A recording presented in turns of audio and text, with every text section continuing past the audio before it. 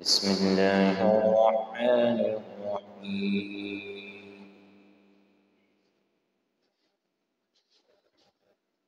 يا أيها المزمل قم الليل إلا قليلا نصفه أو انقص منه قليلا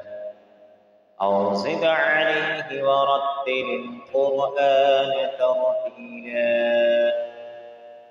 إنا سنلقي عليك قولا ثقيلا إن ناشئة الليل هي أشد وطئا وأقوم قيلا إن لك في النهار سبحا طويلا واذكر اسم ربك وتبتل إليه تبتيلا رب المشرق والمغرب لا إله إلا هو فاتخذه وكيلا واصبر على ما يقولون واهجرهم هجرا جميلا وذرني والمكذبين أولي النعمة ومهلهم قليلا إن لدينا أنكالا وجحيما وطعاما ذا غصة وعذابا أليما يوم ترجف الأرض والجبال وكانت الجبال كثيبا مهيلا إنا أرسلنا إليكم رسولا شاهدا عليكم كما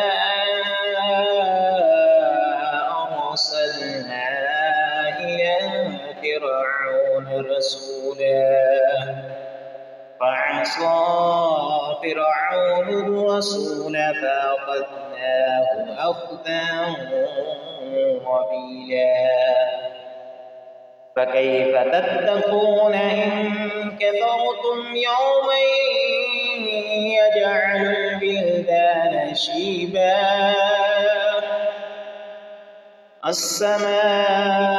السماء منفطر به كان وعده مفعولا إن هذه تذكرة فمن شاء اتخذ إلى ربه سبيلا إن ربك يعلم أنك تقوم أدنى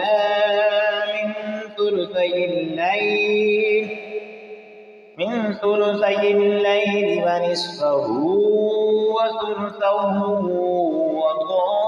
وطائفة من الذين معك